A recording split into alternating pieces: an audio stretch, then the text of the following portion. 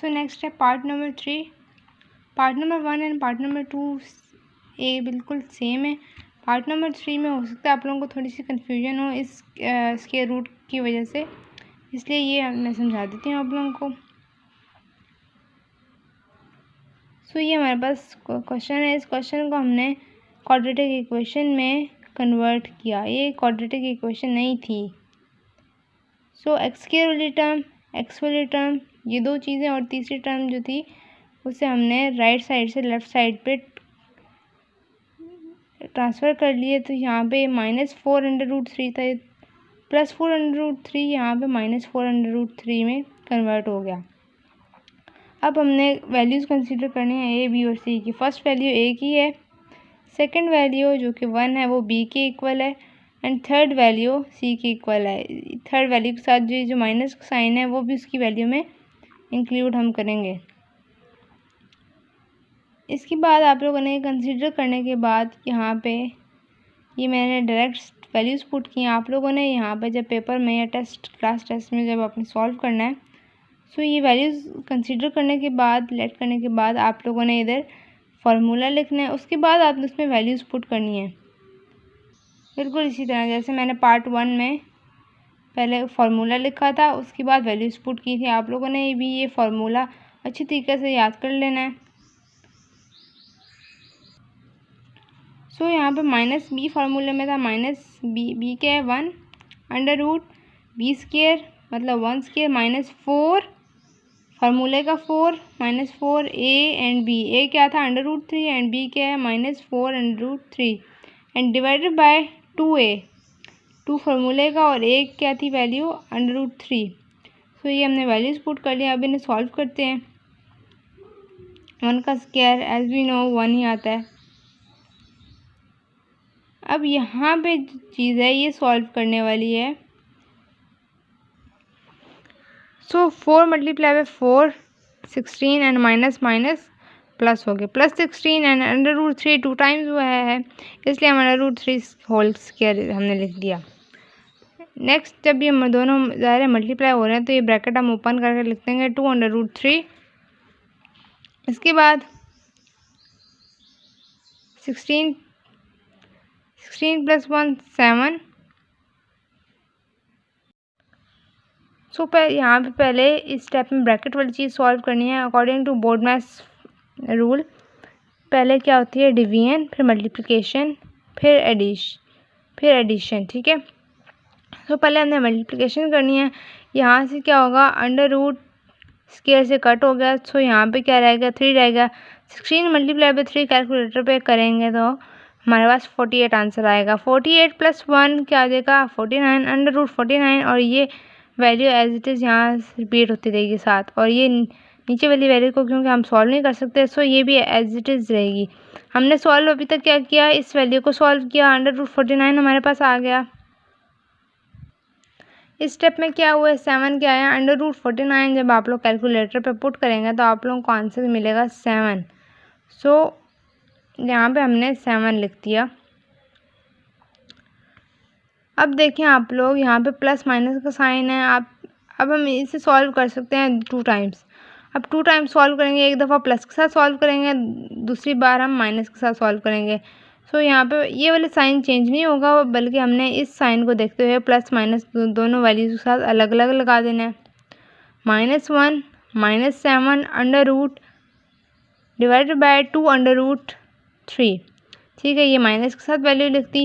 इसी तरह यहाँ पे हमने बीच में प्लस का साइन लगा दिया एंड सारी वैल्यू उसी तरह रही। अब पहले इस वैल्यू को सॉल्व करते हैं, एक्स की वैल्यू फाइंड करते हैं, फिर इस वैल्यू को हम फाइंड करते हैं। सो 7 + 1 माइनस क्योंकि प्लस होता है 8 आया, और साइन जो बड़ी वैल्यू के साथ है सो यहाँ पे -8 आ गया। ये सॉल्व नहीं होते फर्दर, इसलिए इसे हमने एज इट इज़ लिख दिया। यहाँ पे क्या आ गया प्लस माइनस क्या था माइनस, प्लस माइनस माइनस होंगे। सो -1 + 7 हमारे पास वैल्यू देगी 6। जो बड़ी वैल्यू का साइन था, बड़ी वैल्यू के साथ जो साइन था वो था प्लस का। सो यहाँ पे +6। अब क्या करेंगे, यहाँ पे कटिंग हो रही है, आप लोग देख सकते हैं 2 के टेबल पे 2 1 ज़ा 2 एंड 2 4 ज़ा 8। यहाँ पे ऊपर आ गया -4 एंड डिवाइडेड बाय √3।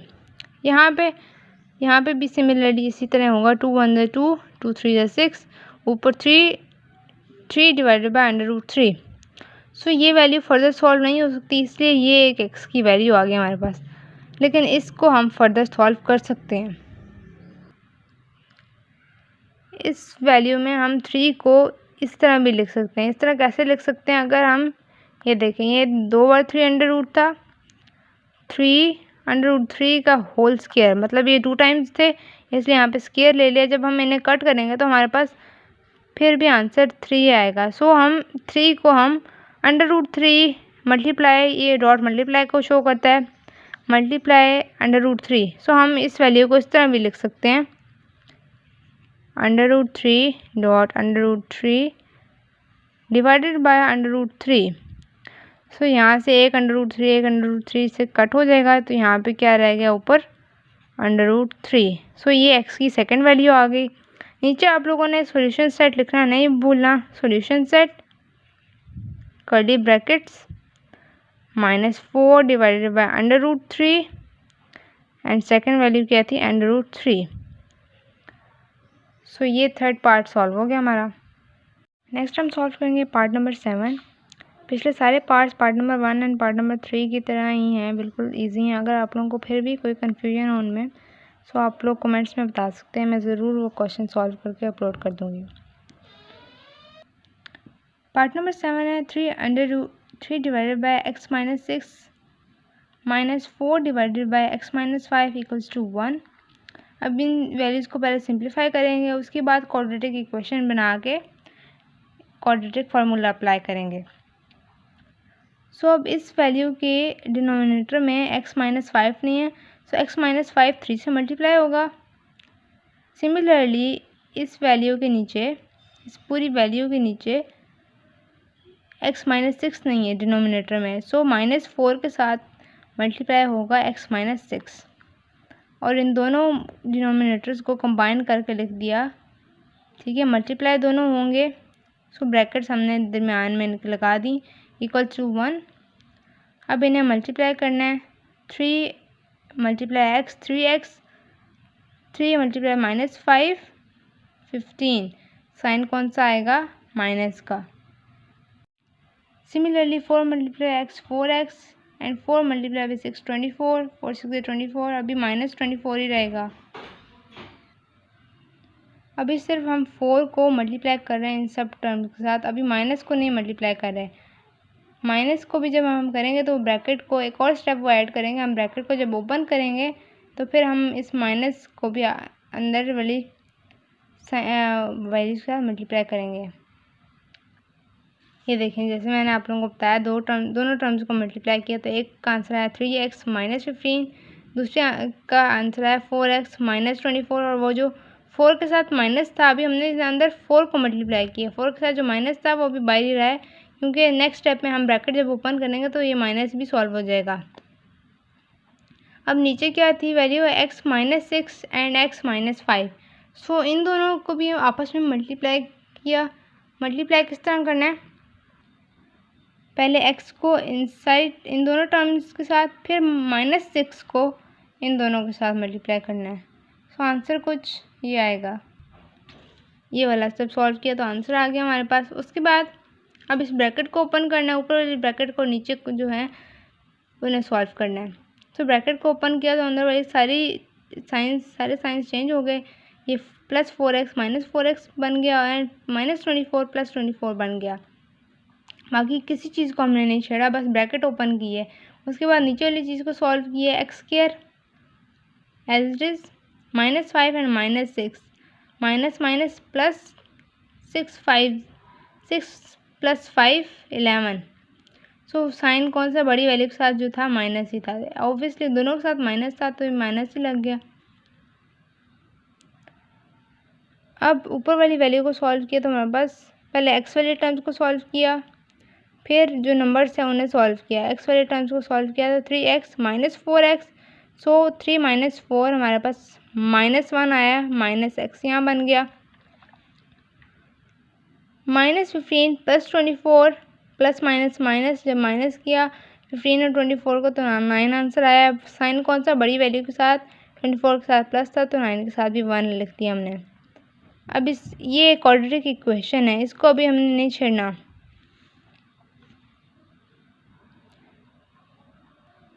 ये सॉल्व हो चुकी है, इसलिए अब इसको हमने दूसरी साइड पे ले गए। जब ये दूसरी साइड पे गई, ये मैंने लिख लिया। ये जब दूसरी साइड पे गई तो 1 से मल्टीप्लाई होगी, तो मैंने डायरेक्ट लिख दिया। 1 से कोई भी मल्टीप्लाई होगा तो वही नंबर देगा। मैंने वही वैल्यू यहाँ पे लिख दी। यहाँ पे साइन नहीं चेंज होंगे, ये गलती आप लोग ना कीजिएगा, क्योंकि हम एक वैल्यू थी हमारे पास डिवाइड में, उससे हम जाके उधर मल्टीप्लाई कर रहे हैं।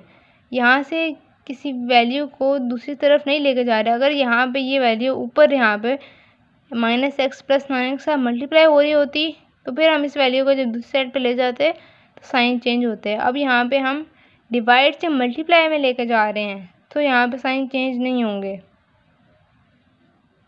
हाँ, अगर यहाँ पे माइनस होता तो फिर हम उसके अकॉर्डिंग, हम उस सिचुएशन के अकॉर्डिंग यहाँ साइन चेंज करते हैं, लेकिन यहाँ से मूव करते हुए साइन चेंज नहीं होंगे। इन्हें अब अरेंज कर लिया, क्वाड्रेटिक इक्वेशन को इस साइड पे ले आया और इसे इस साइड पे ले आया। हमने लोकेशन चेंज नहीं की, हमने अरेंज करके लिखा है, इसलिए साइन वही रहे हैं। अरेंज करने के बाद ये 2 टर्म्स हैं, ये 3 टर्म्स हैं, तो हम प्रेफर करेंगे जो छोटी टर्म्स हैं हम उन्हें दूसरी तरफ ले जाएं। तो -x + 9 को दूसरी तरफ ले गए, तो अब यहाँ पे साइन चेंज होंगे। साइन चेंज हो गए, उसके बाद अब हमने सॉल्व करना है। x² वाली और कोई टर्म नहीं थी, तो x² एज इट इज़ यहाँ पे लिख दिया। x वाली 2 टर्म्स थी, -11 एंड +1। इन्हें जब हमने सॉल्व किया, प्लस माइनस माइनस, जब माइनस किया हमने इन्हें तो 10 आ गया। साइन बड़ी वैल्यू के साथ जो था 11 के साथ। नेक्स्ट 30 - 9 किया तो यहाँ पर 21 आ गया, = 0। अब ये क्वाड्रेटिक इक्वेशन बन गई है। अब हम इस पे क्वाड्रेटिक फार्मूला अप्लाई करेंगे। लेट कर ले वैल्यूज़। फर्स्ट वैल्यू a के इक्वल है, सेकंड वैल्यू -10 b के इक्वल है एंड थर्ड वैल्यू 21 c के इक्वल है। अब लेट कर दिया, फार्मूले में हमने वैल्यूज़ पुट करनी है। यहाँ पे क्या था -b क्या था -10। फार्मूले वाला माइनस बाहर लिखा हमने और -10 जो वैल्यू थी वो ब्रैकेट के अंदर लिख दी। यहाँ पे -10² b की वैल्यू, b² यहाँ पे था, b क्या है -10 एंड होल स्क्वायर का आ गया। -4 a क्या है 1, 4ac c क्या है 21 डिवाइडेड बाय 2a, 2 फार्मूले वाला और a क्या है 1 है हमारे पास। ये वैल्यूज़ पुट हो गई, आप सॉल्व करेंगे इन्हें। जब वो हमने फार्मूले वाला माइनस और ये b के साथ जो 10 के साथ जो माइनस था उन दोनों को सॉल्व किया तो माइनस माइनस मल्टीप्लाई होकर प्लस आ गया, आंसर 10 आ गया। जब 10 का हमने स्क्वायर लिया तो यहाँ पे 100 आ गया। आप लोगों को ये कॉन्सेप्ट क्लियर होना चाहिए। जब स्क्वायर हम किसी चीज़ का लेते हैं, जैसे हमने अभी यहाँ पे स्क्वायर लिया इस क्वेश्चन में -10 का, ये जो माइनस होगा इससे स्क्वायर पे कोई फ़र्क नहीं पड़ेगा। जब दो वैल्यूज़ का स्क्वायर लेंगे और उसके साथ माइनस का साइन होगा तो वो ऑटोमेटिकली पॉजिटिव में कन्वर्ट हो जाएगा।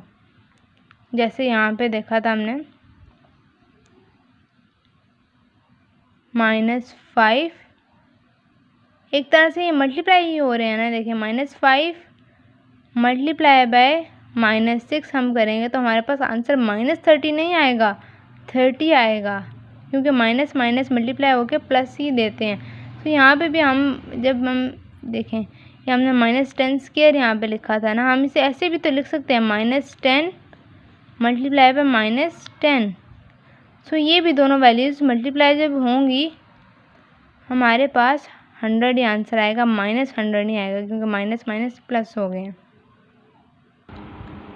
यहाँ पे -4 मल्टीप्लाई बाय 21 किया तो -84 आ गया एंड डिवाइडेड बाय 2। अब इस 100 और -84 को सॉल्व करना। 100 - 84 हमारे पास आ गया 16। साइन बड़ी वैल्यू के साथ जो था प्लस माइनस माइनस होता है, साइन बड़ी वैल्यू के साथ क्या था प्लस का, तो यहाँ पे 16 हमने लिख दिया। √16 +10 प्लस माइनस √16 डिवाइड बाई 2। ठीक है, यहाँ तक सॉल्व हो गया। अब जब √16 हम कैलकुलेटर पे सॉल्व करेंगे सो हमें आंसर देगा कैलकुलेटर 4। सो अब इससे भी हम बिल्कुल उसी तरह सॉल्व कर सकते हैं जिस तरह हमने पार्ट नंबर 3 सॉल्व किया, सेपरेट करके, एक दफ़ा प्लस के साथ और दूसरी दफ़ा माइनस के साथ। सो +10 -4, सो ये आ गया 6, साइन बड़ी वैल्यू के साथ जो था 6 डिवाइडेड बाई 2। अब यहाँ पे कटिंग करेंगे हम, 2 1 2, 2 3 6, तो यहाँ पे +3 आ गया। सिमिलरली इस साइड को हम सॉल्व करेंगे तो +10 +4 +14 डिवाइडेड बाई 2, यहाँ पे भी कटिंग होगी, 2 1 2 एंड 2 7 14। सो x की वैल्यू यहाँ पे आ गई +7। x की दो वैल्यू आई हैं हमारे पास। सॉल्यूशन सेट लिखेंगे +7 एंड +3। सो ये हमारा पार्ट भी सॉल्व हो गया। नेक्स्ट अब हम करेंगे एक्सरसाइज 1.3। तो इसकी आप लोग अच्छी तरीके से प्रैक्टिस कीजिएगा।